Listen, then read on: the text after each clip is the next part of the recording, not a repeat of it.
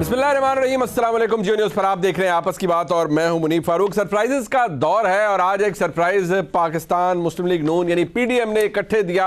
उसके अंदर Pakistan peoples party भी शामिल है और भी जमातें हैं। और एक ट्वीट किया अताउल्लाह तारड़ साहब ने, उन्होंने कहा सरप्राइज और 35 इस्तीफे मंजूर कर लिए पाकिस्तान तहरीक इंसाफ के मेंबरान कौमी असम्बली की।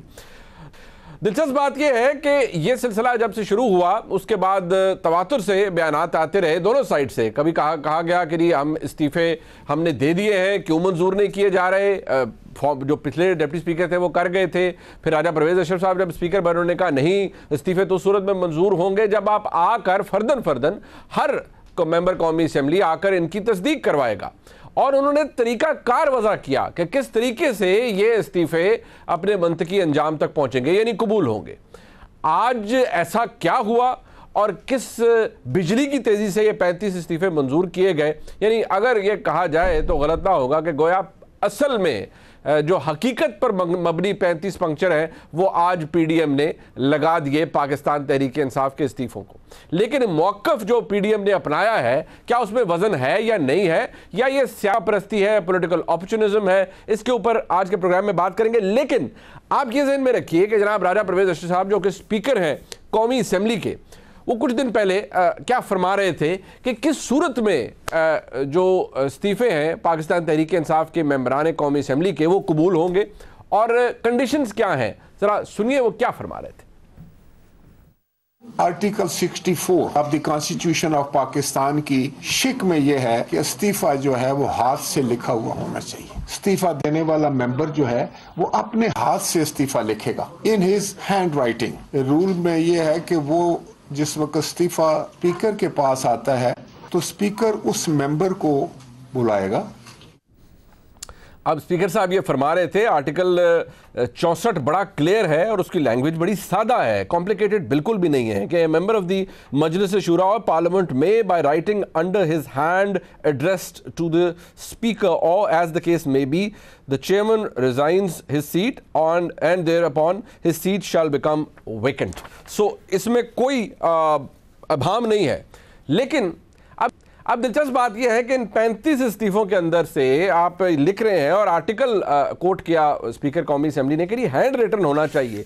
ये इस्तीफे जिनके मंजूर किए गए हैं उनमें से कई मेंबरान ऐसे हैं जिनके इस्तीफे हैंड रिटन सिरे से थे ही नहीं, लेकिन आज मंजूर कर लिए गए। तो गोया ये बात साबित होती है कि पीडीएम ने यानी पीडीएम की हुकूमत ने पहले उस मुबैना ऑडियो में ये बात जाहिर हुई कि इसके ऊपर एक सियासी मौका परस्ती इस्तेमाल की गई और वो कारगर साबित हुई। इस दफ़ा भी मेरे ख्याल में ये बात अब काफ़ी हद तक ज़ोर पकड़ चुकी है कि क्योंकि इमरान खान साहब ने पिछले 2-3 दिनों के अंदर कुछ मौक़िफ़ दिया इस हवाले से कि वो वापस जा सकते हैं। और जनाब फवाद चौधरी साहब ने फरमाया कि जी हमने तो राजा परवेज अशरफ साहब जो स्पीकर हैं उनको खटक साहब कहेंगे जाकर कि जो पब्लिक अकाउंट्स कमेटी का जो मामला है वो भी हमारे पास आना चाहिए, पार्लिमानी लीडर भी पीटीआई का वो भी हमारा होना चाहिए अपोजिशन का, और साथ ही साथ जो लीडर ऑफ द अपोजिशन है वो भी राजा रियाज नहीं बल्कि हम होने चाहिए। तो आज हुकूमत ने रिस्पॉन्स ये दिया है, ठीक है, अब दे तो दिया है और फौरी तौर पर इलेक्शन कमीशन ऑफ पाकिस्तान ने डी नोटिफाई भी कर दिया है।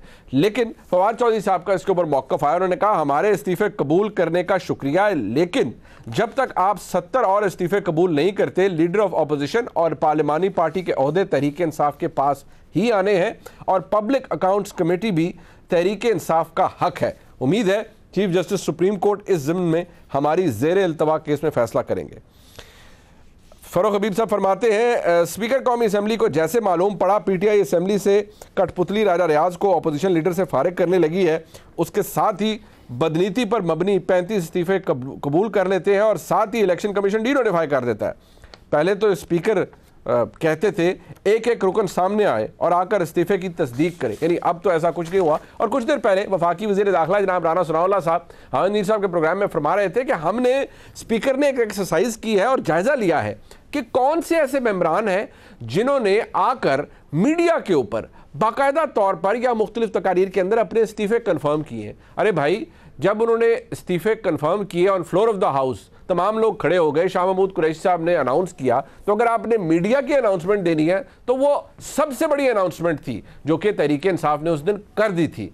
तो फिर ना फर्दन यहाँ इस्तीफे कबूल हुए, ना कुछ हुआ। बहरहाल सियासी अपॉर्चुनिज्म है। इसका फॉल आउट क्या है?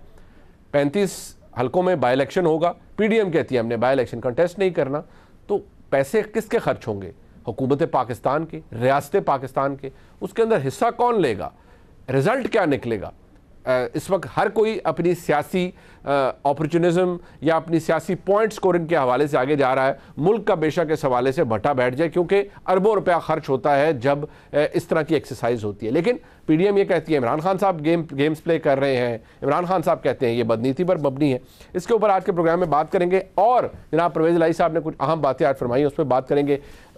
PDM ने और नाम भी दे दिए हैं पंजाब के निगरान वज़ीर आला के लिए, अहद खान चीमा साहब, जो कि जिनका नाम पाकिस्तान मुस्लिम लीग नून की जानिब से आया। वो एडवाइज़र है इस वक्त शहबाज शरीफ साहब के, और स्टार ब्यूरोक्रेट है, बड़े काबिल आदमी है। लेकिन जाहिर बात है उनकी अलायंस इस वक्त हुकूमत के साथ है, और वो पाकिस्तान मुस्लिम लीग नून के क़यादत के भी बहुत करीब समझे जाते हैं। इसी तरह मोहसिन नकवी साहब हैं, बड़ी बाअसर शख्सियत है पाकिस्तान के पावर सर्कल्स के अंदर, बहुत जानी मानी शख्सियत के तौर पर माने जाते हैं। लेकिन उस पर भी एतराज़ कर दिया है पाकिस्तान तहरीक इंसाफ ने, और पाकिस्तान तहरीक इंसाफ ये समझती है कि दोनों नाम जो हैं तो ये तो जी आपने वैसे ही दिए और ये तो मजाक है। लेकिन मामला जाएगा किस तरफ, इस पर भी बात करेंगे। हमारे साथ मौजूद हैं जनाब मंसूर अली, मुल्क के मुमताज़ सहाफ़ी हैं और समा न्यूज़ पर अपना प्राइम टाइम शो करते हैं। बहुत शुक्रिया मंसूर अली खान साहब आपका। आदिल शाहजेब साहब हमारे साथ मौजूद हैं, again a big name, Dawn news पर अपना प्राइम टाइम शो करते हैं। बहुत शुक्रिया आदिल शाहजेब साहब आपका।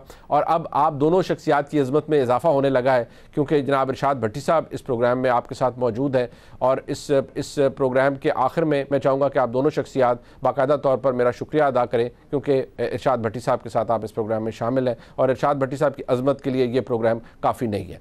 मैं इससे ज़्यादा जो तारीफ़ है वो इरशाद भट्टी साहब की नहीं कर सकता, क्योंकि ज़ाहिर बात है रात का वक्त है, फिर मामला ख़राब हो जाते हैं। मैं भट्टी साहब आपका भी बहुत शुक्रिया अदा करता हूँ। मैं सबसे पहले ज़रा मंसूर अली खान साहब आपसे बात का आगाज़ करूँगा। भट्टी साहब को भी ना, वैसे मैं जब इतनी तारीफ़ करता हूँ उनको भी यकीन नहीं आता कि उनकी इतनी तारीफ़ हो रही है, क्योंकि ज़ाहिर बात है रेयर सी चीज़ हो जाती है। बाल भट्टी साहब आप खुश रहिए। लेकिन मंसूर साहब मैं ज़रा आपसे आगाज़ करना चाहूँगा कि ये जो आज 35 इस्तीफ़ों वाला जो अपनी तरफ से सरप्राइज़ दिया है PDM ने, ये तो मतलब कहते हैं ना डिक्लेयर्ड किस्म की बात है। मतलब मैं 2 नंबरी का लफ्ज़ इस्तेमाल नहीं करूंगा, शायद किसी को बुरा लग जाए।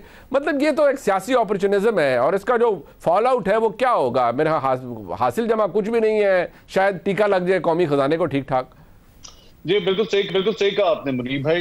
ये मेरा ख्याल में इसको अगर आपने तो सियासी अपॉर्चुनिटिज्म का जो लफ्ज दिया, ये तो फिर भी मेरे ख्याल में कुछ थोड़ा सा सॉफ्ट लफ्ज है। मैं तो इसको सिंपल बुज़दिली कहूंगा। बुज़दिली का लफ्ज जो है वो इस्तेमाल किया जाना चाहिए, खासतौर पे पंजाब में हमने जो कुछ देखा, जिस तरीके से सब कुछ किया जा रहा था। मैं आपको बता सकता हूँ कि पंजाब के अंदर जो है वो इनको तकरीबन 14 लोगों की एश्योरेंसेस मिली हुई थी, और उसके बाद आप जानते हैं जिस तरह वो पूरा प्लान जो है वो फ्लॉप हुआ, और उसके बाद अब ये जो कुछ किया गया है, आप एक जगह ये बात करते हैं कि जी हम मिलकर बैठ के बात करने के लिए तैयार हैं, आइए हम डिस्कशन करते हैं। शहबाज शरीफ साहब बार बार इस किस्म के ऐलान करते हैं, और यहाँ पे फवाद चौधरी साहब मीडिया से गुफ्तगू करते हैं, वो 3 मुख्तलिफ ओहदे मांगते हैं। वो प्रेस कॉन्फ्रेंस अभी खत्म होती है तो 2 मिनट के अंदर अंदर सारे टेलीविजन चैनल्स के ऊपर ये टिकट चलना शुरू हो जाते हैं कि ले जनाब 35 पंक्चर लगा दिए गए हैं, और 35 हमने जो है वो इस्तीफे जो है मंजूर कर लिए हैं, जो कि बिल्कुल कवायद और ज़वाबित के खिलाफ मंजूर किए गए हैं। ये आप बिल्कुल सही कह रहे हैं, ये पहले ही मंजूर किए जा सकते थे।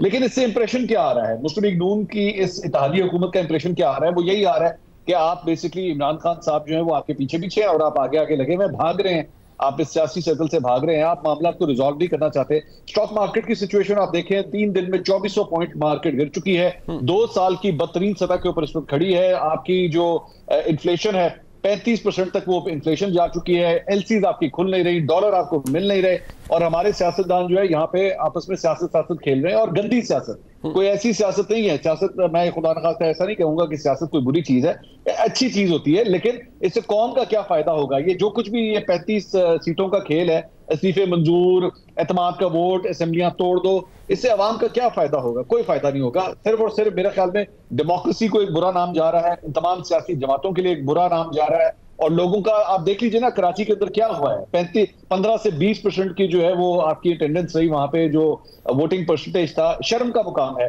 कि पाकिस्तान के सबसे बड़े मुल्क के अंदर जो है वोटिंग पैटर्न जो है वो इस तरह का आ रहा है, लेकिन हमारे सियासतदानों को फिर भी होश नहीं आ रही। अब ये वाकई बात आदिल शाहजेब साहब फिर ऐसा ही है कि इमरान खान साहब ने सबको आगे लगाया हुआ है और रिएक्शनरी हो गई है पीडीएम की हुकूमत या पूरी पीडीएम, खासतौर पर पाकिस्तान मुस्लिम लीग नून गो के सबसे बड़ा स्टेक है उनका इस गवर्नमेंट फॉर्मेशन के अंदर, लेकिन बजाय ये कि वो खुद सियासी तौर पर कुछ स्ट्राइक करें, वो काउंटर स्ट्राइक के चक्कर में पड़े रहते हैं और रिएक्शन के तौर पर अपना कोई पत्ता खेलते हैं, सियासी को चाल चलते हैं। बाकी इनिशिएटिव लूज कर गई है पीडीएम के अंदर, खासतौर पर मुस्लिम लीग नून। देखिए मुनीब, बात यह है कि इस वक्त पीडीएम के पास इसके अलावा ऑप्शन ही क्या है कि वो रिएक्शनरी पॉलिटिक्स करें, क्योंकि देखिए आपके मुल्की मामला जो है मईशत से लेके सिक्योरिटी तक, और मंसूर ने भी कहा जिस तरह आज स्टॉक एक्सचेंज भी आपकी क्रैश कर गई है। Government does not have a clue, ये सारी चीजें अपनी जगह मौजूद हैं, लेकिन इसमें जो असल नुक्ता है ना, देखिए ये जो इस वक्त सियासी गेम है जिसकी वजह से पोलराइजेशन अपनी हद को छू चुकी है, वो बिल्कुल फाइनल राउंड में पहुंच चुकी है मुनीब। और मेरे ख्याल में ना चाहते हुए पाकिस्तान की तमाम सियासी जमातें जो हैं वो इलेक्शन मोड में ऑलरेडी चली गई हैं, तो इस किस्म की चीजें अभी आप मजीद एक्सपेक्ट करेंगे। इमरान खान साहब ने जब यू टर्न लिया, जब असेंबलियों से इस्तीफे देके वो जा रहे थे, तो हमने उस वक्त कहा कि देखें आप इसी असेंबली में वापस आएंगे, आपको सियासी शर्मिंदगी का सामना करना पड़ेगा, आपको केयर टेकर सेटअप में आप लूज करें फ्लोर ऑफ द हाउस पे, अर्ली इलेक्शंस है, जो भी है एहतजाज हैं, काफिया फाड़नी है, आप यहीं बैठ के करें। वो उस वक्त नहीं माने, वो चले गए, 9 सीटों पर इलेक्शन हुआ और आपका वो मुल्क जो कि on the verge of default है, 70 करोड़ रुपए उस इलेक्शन पर लगे और वही इमरान खान अब दोबारा वापस आ गए हैं। अब ये जो 35 सीटें हैं, आपको पता है इस पर कितने अखराजात, अप्रोक्सीमेटली 1.5 अरब रुपए इस पर आएगा। ये पैसे कहां से आएंगे? और वैसी यूजलेस एक्सरसाइज है, पीडीएम उस इलेक्शन में जाएगी नहीं। तो ये चाहे पीडीएम हो वो रिएक्शनरी पॉलिटिक्स में जो कर रही है, या इमरान खान साहब जो अपनी पॉलिटिक्स में कर रहे हैं, इस वक्त रियासत पाकिस्तान के बारे में, मईशत के बारे में कोई नहीं सोच रहा। दोनों तरफ से सियासत हो रही है, लेकिन इसमें मैं ये कहूंगा कि देखें आपने पंजाब असेंबली डिसॉल्व कर दी, केपी असेंबली आज रात 12 बजे डिसॉल्व हो जाएगी। इमरान खान साहब ये सारी जो एक्सरसाइज है उनकी पॉलिटिक्स की समझ इसलिए नहीं आ रही कि उन्हें खुद भी अंदाजा नहीं है कि देखिए इलेक्शन, वो अर्ली इलेक्शन चाह रहे थे ना मंसूर, सॉरी मुनीब, तो अर्ली इलेक्शंस में अब तो तकरीबन इलेक्शंस हमें बिल्कुल विजिबल नजर आ रहे हैं। पीपल्स पार्टी तैयारी कर रही है, जेयूआई कर रही है, बाकी जमातें कर रही हैं। इमरान खान साहब को इस मोड से निकलना पड़ेगा। वो जो अचीव करना चाह रहे थे कि एक झटका दें पीडीएम की जमातों को पॉलिटिकली स्पीकिंग, वो उन्होंने पंजाब में दे दिया है। अब उन्हें इलेक्शन पर फोकस करना चाहिए। इलेक्शंस 2 महीने में हो, 3 में हो, 4 में हो, 5 में हो, उनकी पार्टी तैयार नहीं है इंतखाबात के लिए। उन्होंने 8-9 महीने में पीटीआई के कारकुनान को, लीडरान को इतना थका दिया है कि जिस शहर से वो 14 सीटें ले गए थे, वहां से मेरा ख्याल है 14 कितनी ये बैरोमीटर हो सकता है या नहीं, ये जो बलदियाती गो के अहम नुक्ता है। बट भट्टी साहब, इमरान खान साहब ठीक है, ये मैंने तो मेरे ख्याल में हम सब का शायद कंसेंसस है और आप भी इस पर रोशनी डालिए कि पीडीएम रिएक्शनरी है। इमरान खान साहब ने बाकायदा कहते हैं ना फलाने ने आगे लाए हैं, यानी कि इमरान खान साहब कुछ सियासी चाल चलते हैं, पीडीएम फौरी तौर पर उसके रिएक्शन में आती है। लेकिन क्या इमरान खान साहब वफाक के अंदर वापस यानी नेशनल असेंबली के अंदर जाना चाहते हैं कि केयर टेकर सेटअप के अंदर उनकी शमूलियत हो, उनकी मुशावरत हो, लीडर ऑफ द ऑपोजिशन उनके मर्जी का हो और बाकी मेंबरान को वो भेजेंगे, या आपको लगता है कि नहीं पीडीएम ने सोच लिया है कि जैसे ये मजीद करेंगे हम मजीद लोगों के इस्तीफे मंजूर कर लेंगे? देखिए भाईजान, पहली बात तो ये है कि जैसे आपने कहा कि या अता तारड़ साहब ने, हमारे भाई ने कहा, जो मिशन तख्ते लाहौर में वो और मलिक अहमद और राना सना साहब हारे, यानी नाकाम हुए और अब उस पर पेशी भी होनी है राना सना साहब की। तो ये सरप्राइज़ नहीं है, ये इनको सरप्राइज़ ना वो जो मिला है ना, तो इनको शौक़ है कि मैं भी उससे किस्म का सरप्राइज़ देवा। ये सरप्राइज़ नहीं है अता भाई, ये चिट्टा झूठ है, ये चीटिंग है, ये 2 नंबरी है, ये चतर चलाकी है, ये मौका परस्ती है, ये बुज़दिली है। ये पंजाब लाहौर में शिकस्त के बाद इस्लामाबाद में तौलिया फेंक किस्म की नहीं होती, तौलिया फेंक किस्म की पसपाई है।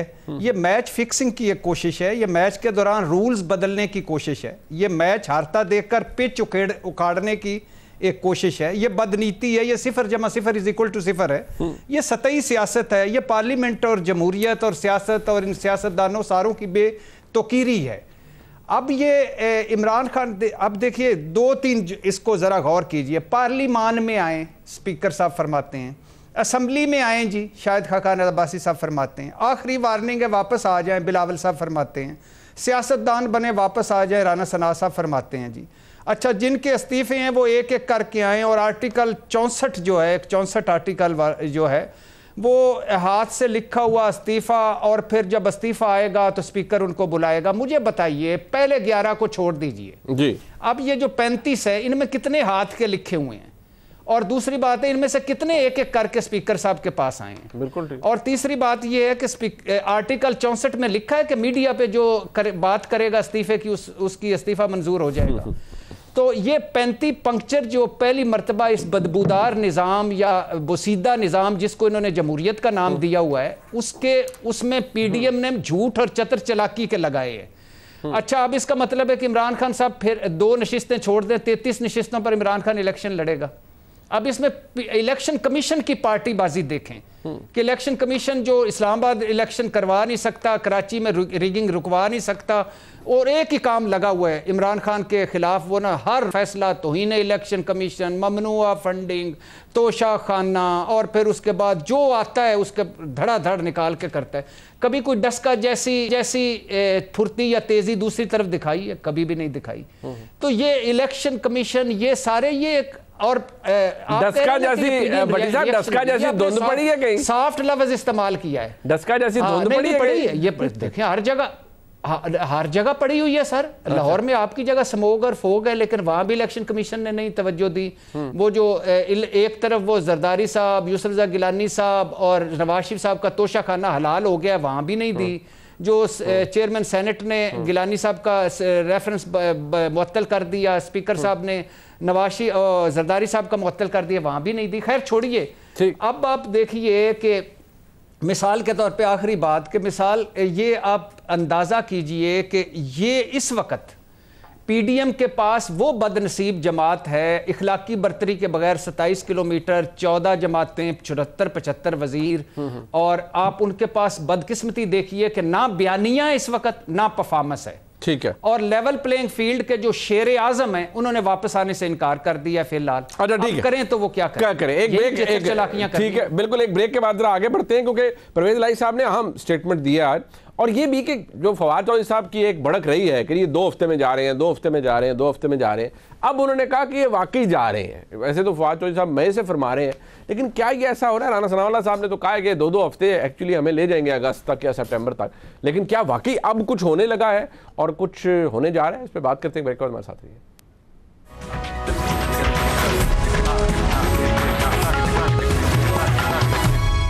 परवेज इलाही साहब ने कुछ फरमाया है, लेकिन उससे पहले जरा आप गौर कीजिए, 10 जनवरी को यानी कुछ दिन पहले राना सनाउल्लाह साहब वफाकी वज़ीर दाखिला, उन्होंने कुछ कहा और उससे कुछ तासुर मिला, जो वो तासुर मिला जिसने शायद बहुत से सवालात को जन्म दिया। राना साहब क्या फरमा रहे, जरा सुनिएगा। इस वक्त जो है ज़रूरत इस बात की है कि मुल्क की इकॉनमी को संभाला जाए। केयर टेकर सेटअप को मुल्क दे के तो मुल्क को डुबोया ना जाए, मुल्क को जो है वो उसकी इकॉनमी को संभाला जाए। केयर टेकर सेटअप को देकर मुल्क को डुबोया ना जाए। भाई वो केयर टेकर सेटअप तो उस वक्त आएगा जब असेंबली तहलील होगी या आप तहलील अनाउंस करेंगे, मतलब अभी तो कुछ नहीं आ रहा, तो फिर ये खदशा किस बात का? आज जनाब परवेज इलाही साहब क्या फरमाते हैं कि कुछ पसे पर्दा मुज़ाकरात हो रहे हैं। क्या फरमा रहे हैं, सुनिएगा। आप क्या देख रहे हैं आने वाले दिनों में कि इलेक्शन जनरल होगा या अलग-अलग असेंबलियों का होगा? देखिए, इलेक्शन जनरल ही होगा, इसलिए कि कुछ चीज़ें अभी पसे पर्दा मुज़ाकराती स्टेज पे हैं और आपको जल्द पता चल जाएगा कि ये हो नहीं सकता, क्योंकि लोगों की डिमांड है और इनको समझ नहीं आ रही बेवकूफ़ों को कि ये डिफ़ॉल्ट कर रहा है। हमारा जो मुल्क है ना, खुदा न खास्ता कहीं ऐसी सूरत हाल ना हो जाए श्रीलंका वाली, उसको बचाने के लिए सारे तमाम हल्के सर जोड़ कर बैठे हैं और वो यही फैसला कर रहे हैं आजकल। तो इंशाल्लाह ताला इनको जल्दी इलेक्शन कराना पड़ेगा और विदिन 3 मंथ्स इंशाल्लाह इलेक्शन होंगे।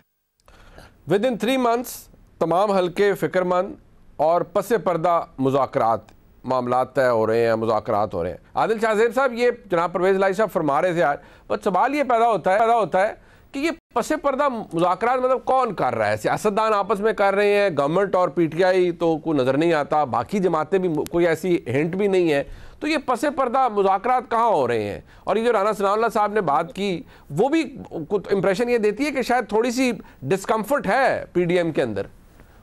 देखिए, डिस्कम्फर्ट तो मुनीब पाकिस्तान जैसे पॉलिटिकल एनवायरनमेंट में हमेशा रहती है, हर सिविलियन गवर्नमेंट को रहती है, लेकिन जिस जानिब परवेज इलाही साहब इशारा कर रहे हैं और जो इंप्रेशन देने की कोशिश कर रहे हैं, मेरा नहीं ख्याल कि इस वक्त इस्टेब्लिशमेंट किसी किस्म के मुज़ाकरात में शरीक है। और ये मुज़ाकरात जो हैं, if it has to do anything with early elections, वो कैटेगोरिकली इससे पहले भी डिनाई कर चुके हैं। देखिए, इलेक्शन सिर्फ दो ही सूरतों में हो सकते हैं, और वो ये है कि एक तो शहबाज शरीफ एतमाद का वोट लेने में नाकाम रहे और उसके बाद फिर असेंबली डिसॉल्व हो जाए, या फिर वो खुद ही कहें कि जी बस हम असेंबली डिसॉल्व करना चाह रहे हैं, लेट्स गो इनटू इलेक्शंस। ये मैं होते हुए नहीं देख रहा। देखिए, इस वक्त पीडीएम के लिए इलेक्शन में जाना वो सुसाइडल है। चाहे वो पंजाब आप देख लें, केपी देख लें, ग्राउंड पे जो इस वक्त इमरान खान की मकबूलियत है उसमें कोई दो राय नहीं कि इमरान खान इस वक्त पीडीएम की जमातों से ज्यादा मकबूल है। और दूसरा ये है कि इस वक्त आपका मुल्क जो है वो इलेक्शंस ऐसे अफोर्ड नहीं कर सकता कि देखिए, अगर आप महीने 4 to 6 वीक्स में आईएमएफ के प्रोग्राम में दोबारा ना गए, आपको ट्रांच ना मिली और उस ट्रांच के बाद आपको दोस्त ममालिक से पैसा नहीं मिले, तो आपको डिफॉल्ट करने से कोई भी नहीं रोक सकता। तो आपको मुल्क को इलेक्शंस में लेके जाना है या आपने डिफॉल्ट की तरफ जाना है, क्योंकि आईएमएफ के जो मामलात हैं वो केयर टेकर गवर्नमेंट से कभी भी, क्योंकि उन्होंने प्रोमिसेस लेने होते हैं। जो इमरान खान साहब ने आईएमएफ से मुआहिदा किया उस पर अमल दरामद नहीं हुआ और अभी तक आपका मुल्क भुगत रहा है, ये पीडीएम नहीं भुगत रही। और इसाक डार साहब अगर जो फैसले लेट कर रहे हैं, ये भी आपका मुल्क भुगत रहा है और मजीद भुगतेगा। तो इस वक्त जरूरत इस बात की है कि चाहे वो पीडीएम हो या पीटीआई हो, दो नुकाती एजेंडा इलेक्शंस को पसे पुस फिलहाल डालें। अब आई नो कि खान साहब उसके अलावा इस वक्त कुछ भी नहीं सोच रहे, लेकिन आपकी इकोनॉमी और इस वक्त जो सिक्योरिटी की सिचुएशन है, टीटीपी की रीग्रुपिंग, ये ऐसे दो थ्रेट्स है मुनीब के, खुदा ना खास्ता अगर ये मजीद डिटोरिएटिंग सिचुएशन बनती है तो सियासत ओवरशैडो हो जाएगी। ये मैं आपको बता रहा हूं, अगर आपका मुल्क डिफॉल्ट कर जाता है, आप रुपए को नहीं संभाल पाएंगे। आप ऑलरेडी केपी और पंजाब में आटा तक नहीं मिल रहा, आपकी एलसीज बंद है, आप डीजल और वो कहां से मंगवाएंगे। तो इस वक्त तो मैं दूर दूर तक इलेक्शन सिर्फ इस वजह से नहीं देख रहा, ये नहीं कि या पीडीएम नहीं चाहती या इस्टेब्लिशमेंट इलेक्शन नहीं चाहती, हो सकता है ये दोनों इस वक्त ना चाह रहे हो, लेकिन उसकी बड़ी वजह जो है एज ए पाकिस्तानी जो मैं सोच रहा हूं, इस वक्त आपका मुल्क इकोनॉमिकली भी अफोर्ड नहीं कर सकता। अगर आपके 35 हलकों पर 1.5 अरब रुपए के एक्सपेंसेस आ रहे हैं, और देखिए दूसरा मुनीब असल मामला ये है कि परवेज इलाही साहब का शॉट आपने चला दिया। यही परवेज इलाही साहब पीडीएम को मैसेजेस भिजवा चुके हैं कि जनाब 13-14 लोग जो हैं वो मैंने रेडी किए हुए हैं और आप असेंबली डिसॉल्व ना करें।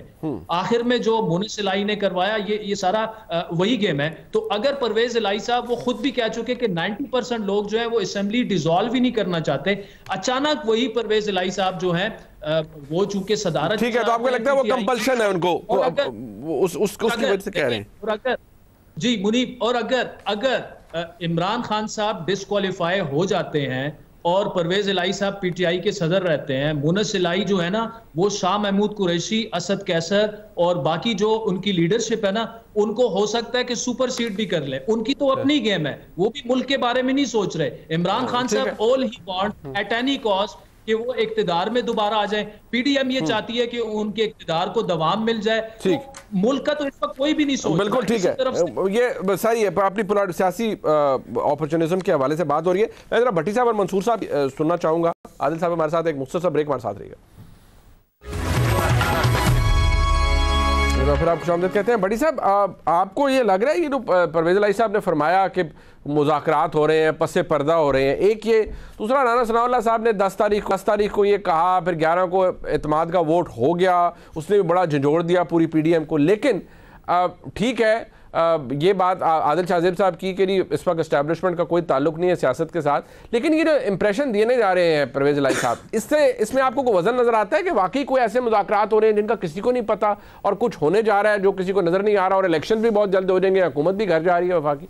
देखिए आदिल शाहजेब की इस जो मईशत की तस्वीर कशी है उसको आगे बढ़ाते हुए, और आप और मंसूर भाई जो तीनों के जो हमारे हालात हैं जिन पर हम पहुँचे हुए हैं उसको आगे बढ़ाते हुए, जो कुछ हो रहा है उस पर दुख का इजहार और तकलीफ़ और तशवीश का इजहार करते हुए, बात जहाँ तक मुज़ाकरात की है, परवेज़ इलाही साहब आपको पता है कि वो मुसलसल इन सारी चीज़ों से जुड़े रहते हैं और उनका वो मानते हैं कि मेरे इस्टेब्लिशमेंट के साथ ताल्लुकात हैं, वो उसको ओन करते हैं और इसमें कोई शक नहीं। और इस अफवाहें और बातें इस तरह की बहुत हैं कि सारे लोग, सारे स्टेक होल्डर्स इस पर बड़े परेशान हैं और इस पर बड़े कि ये बनेगा क्या, क्योंकि सारों का ख्याल है। परवेज़ इलाही साहब जब मिलकर आए थे, जब अभी इमरान खान साहब की तकरीर से पहले, तो वो यही उन्होंने आके बताया भी था कि मेरी जो पिंडी में मुलाकात हुई, वो चाहते हैं कि इन असम्बलियाँ ना टूटें, और अगर टूटेंगी तो वो हो सकता है फाइनेंशियल इमरजेंसी भी लगा दें। तो ये तो सारे इस बारे में कंसर्न है कि असम्बलियाँ ना टूटें, सियासी अदम इस्तेहकाम ना हो, IMF का प्रोग्राम जारी रहे, हम मालियाती तौर पर, मुआशी तौर पर और तबाही में ना पड़ें। अब ये कौन कर रहा है मुज़ाकरात, किन बुनियादों पे कर रहा है, और वो बकौल परवेज़ इलाही साहब कहाँ पहुँचे हुए हैं ये उनको ही पता है। इस तरह का इस वक्त तक तो यही हमें लग रहा है कि इस्टेब्लिशमेंट जो है वो पाकिस्तान तहरीक इंसाफ या काफ लीग से कोई मुज़ाकरात नहीं कर रही। और दूसरी बात ये है कि वो पॉलिटिकली, यानी पंजाब में हालांकि बड़ी उन्होंने बनाई कि यहाँ दबाओ तो यहाँ कर लें, तो यहाँ नामालूम कर लें, लेकिन उस सेम टाइम कुछ कह रहे होते थे कि कोई कालें आ नहीं रही। तो पॉलिटिकल इस्टेब्लिशमेंट बाहर है इस सारे गेम से, और परवेज़ इलाही साहब क्या बता रहे हैं ये उनको बेहतर पता है, लेकिन इस वक्त ये तो तय है कि सारे कंसर्न है मईशत। बिल्कुल ठीक है, वो तो बात आपकी दुरुस्त है, वो दुरुस्त बात है आपकी, और इसमें वजन में जाहिर बात है कंसर्न तो हर एक का होगा, और एस्टैब्लिशमेंट भी इस मुल्क का हिस्सा है, मुल्क से अलहदा नहीं है मंसूर साहब। लेकिन ये इतना कॉन्फिडेंस जो पाकिस्तान तहरीक इंसाफ दोबारा, खैर वो तो फवाद चौधरी साहब तो आपको पता है माशाल्लाह कॉन्फिडेंस की मारते हैं सारों को, लेकिन वो ऑब्वियसली किस हद तक वो मटीरियलाइज होती है या नहीं होती है बात की बात है। लेकिन अब वो कह रहे हैं कि तो जा रहे हैं और बस ये इलेक्शन भी होने लगा, और जनाब परवेज़ इलाही साहब फरमा रहे हैं कि पसे पर्दा मुज़ाकरात हो रहे हैं। इसके अंदर आपको लगता है सब्सटेंस के कुछ ऐसा हो रहा है जिसका PDM को भी पता नहीं है लेकिन हो रहा है? मैं सिर्फ थोड़ी सी एक बात पहले जरा भट्टी साहब के बारे में कहना चाहूंगा। जब आपने पहले सवाल किया था मौजूदा सियासी सूरत हाल में, भट्टी साहब ने जिस कॉन्फिडेंस लेवल के साथ उस वक्त जवाब दिया था एस्टैब्लिशमेंट के बारे में, आपने जब सवाल किया तो वो कॉन्फिडेंस मुझे नजर नहीं आया भट्टी साहब का। मैं हैरान हूँ कि क्या होगा, हो जाता है, खैर हमारे साथ भी होता है। भट्टी साहब की मुझे पूरी हमदर्दी है इस बात। नहीं, उसकी 2 वजह उसकी मंसूर भाई 2 वजह। आप मुस्कुरा रहे थे, मुझे उस वक्त पता चल गया था कि कोई एक पॉलिसी बहाल आप करवाएंगे। नहीं, उसकी 2 वजह। एक तो यकीन करें इस्लामाबाद में और है, लाहौर में और अफवाहें चल रही हैं, कंफ्यूज हो गया हूं मैं कि यानी वो कहते हैं कि क्या करूं, किस तरफ जाऊं, कि है नहीं। और दूसरी बात ये है, हाँ बिल्कुल ठीक है, वो ये वैसे बात दुरुस्त है कि वो खबरें मुतजाद ही चल रही है। कोई कहता है जी अबूरी तवील हो जाएगा, कोई कहता है टेक्नोक्रेट आ जाएगा। ये बात वैसे भट्टी साहब यकीन करें, कोई कहता है इलेक्शन फौरी तौर पर हो जाएगा। मुझे अगर कोई थोड़ा सा भी होता तो मैं उसी कॉन्फिडेंस से आके आपको याद कर। जी मंसूर साहब, आप किस वाली अफवाह के साथ है, जल्द इलेक्शन या टेक्नोक्रेट या क्या आ रहा है? अच्छा देखिए, मैं माजरत के साथ ये जो भी बात हो रही थी ना कि जी पसे पर्दा मुज़ाकरात हो रहे हैं, हाँ जी हो रहे हैं, बिल्कुल हो रहे हैं, मेरा ख्याल में हो रहे हैं, क्योंकि चंद सिग्नल्स ऐसे हैं जो बताते हैं कि वाकई मुज़ाकरात हो रहे हैं। ऐसी बात नहीं है कि नहीं हो रहे। On the face of it public stance के अंदर ये लोग नहीं मानेंगे इस बात को, कतई तौर पर नहीं मानेंगे, लेकिन पसे पर्दा हो रहे हैं। दूसरी बात ये कि क्या एस्टैब्लिशमेंट की कोई इन्वॉल्वमेंट है या नहीं है इस पूरे पॉलिटिकल प्रोसेस के अंदर। जिस तरह भट्टी साहब के भी जो है वो उनको नॉलेज नहीं है, ठीक है, मुझे नॉलेज नहीं है, लेकिन चंद वाकयात जो मैं देखता हूं उसके बाद जो है वो जैसे कहते हैं ना आपकी लाल बत्ती जलना शुरू हो जाती है। ये MQM के अंदर जो 3 धड़े इकट्ठे हो गए, पता नहीं किस तरह हो गए, मेरी समझ से बाहर है, मुझे नहीं समझ आई कि ये किस तरह हो गए। इसके बाद बलोचिस्तान के अंदर जो इस वक्त मूवमेंट हो रही है, पता नहीं किस तरह हो रही है, मेरी समझ से बाहर है। इसके बाद पंजाब के अंदर एक नई सियासी जमात बनने की बात हो रही है, पता नहीं किस तरह हो रही है। अच्छा। इसके अलावा एक और सियासी जमात बनने की तैयारी हो रही है, ये भी मैं आपको बता दूं, ये सिर्फ पंजाब नहीं, एक और सियासी जमात भी बनने की तैयारी हो रही है। और उसके अंदर जो है वो अभी जो मुस्तफा नवाज खोखर साहब है वो छोड़ के गए हैं, और भी इसके अलावा चंद लोग हैं, बल्कि आज तो मिफ्ता इस्माइल ने उसके ऊपर जो है ट्वीट भी किया कि जी हम कॉन्फ्रेंसेस करना शुरू कर रहे हैं। हम ख्याल ग्रुप एक बन रहा है, कोयटा में होनी है, फिर पेशावर में, फिर लाहौर में, फिर इस्लामाबाद में। Progressive all progressive people. तो उसकी जो एक्चुअल बेस है वो एक सियासी जमात रखने की, जी वो सियासी जमात रखने की बेसिकली तैयारियां हो रही हैं और इसके ऊपर आपस में बातचीत हुई है। 14 लोगों का कोर ग्रुप भी बन चुका है। इन सारी बातों के बाद भी मुझे नहीं पता कि वाकई कोई एस्टैब्लिशमेंट जो है उसका कोई रोल है या नहीं, मुझे नहीं पता। बस मैं तो सिर्फ जो चीजें देखती हूं, ये देखिए कितना कॉन्फिडेंस है, कितना कॉन्फिडेंस है, अपना कॉन्फिडेंस मुलाहिजा करें यार। बात ये नहीं भट्टी साहब हमने तो कभी क्लेम ही नहीं किया, ना मैंने, ना मंसूर ने, ना आदिल ने। ये तो ना जो नहीं मंसूर भाई तो बाद के यानी 29 नवंबर के बाद मंसूर भाई तो छाए हुए थे। अच्छा, उन्होंने ये कहा आदिल साहब आपको भी कुछ समझ नहीं आ रहा। मंसूर साहब भी कहते हैं कि हैरान हम होते हैं, सवाल आते हैं, लेकिन समझ नहीं आता है सब हो कैसे रहा है। नहीं देखिए समझ आ रहा है, लेकिन मंसूर जो बात कर रहे थे ना, आपने जो पूछा मेरे ख्याल में वो कुछ और बात कर रहे हैं। ये जो MQM की रीग्रुपिंग है वो हमें सब देखिए, जिस तरह हम सहाफियों की रिपोर्टर्स की बीट होती है ना, कोई क्राइम रिपोर्टर होता है, कोई कोर्ट रिपोर्टर होता है, तो कोई मतलब कराची में MQM अगर हो रही है तो वो वहां के मामलात होंगे, बलूचिस्तान के मामलात कहीं और होंगे।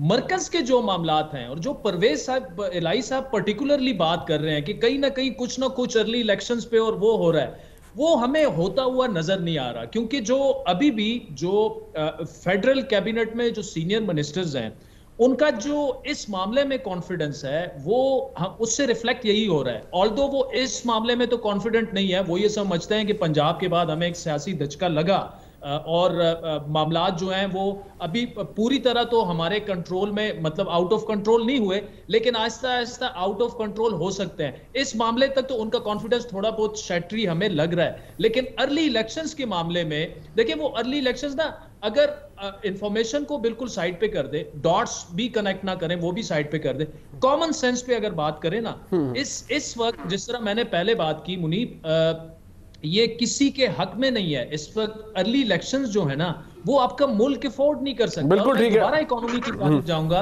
तो दोबारा जो सिक्योरिटी की, जब तक TTP से आपका कोई सीज फायर या वो नहीं हो जाए, मेरे ख्याल है ये इलेक्शन, खुदा ना खास्ता, I hope I am wrong, लेकिन बड़े डेडली इलेक्शन साबित हो सकते हैं। वो मामला सॉर्ट आउट करना है। फिर जो इकोनॉमी आप नहीं, आइंदा 5-6 महीने भी मैं नहीं देख रहा कि आपके जब तक IMF, ये बात बिल्कुल ठीक कि IMF के साथ दोबारा आप प्रोग्राम में चले जाएं और गवर्नमेंट खुद ही कहे कि जी महीने 2 महीने बाद के ठीक है जी हम इलेक्शंस करा रहे हैं। अदरवाइज मुझे इस वक्त एस्टेब्लिशमेंट का कम से कम अर्ली इंतखाबात करवाने में कोई रोल दिख रहा नहीं। ठीक है, मैं अपने तमाम मौजूद मेहमानों का शुक्रिया अदा करूंगा, मंसूर अली खान साहब का, आदिल शाहजेब साहब का और जनाब इरशाद भट्टी साहब का। आज के ताज़ा तक पर हमने एक बड़ी ही बेलाग बहस की और कुछ मामलात जो कि नहायत ही हसास नौइयत के, उनके ऊपर भी बात की। प्रोग्राम आपने देखा, इसका फीडबैक जरूर दीजिएगा। देखने का बहुत शुक्रिया। खुदा हाफिज़।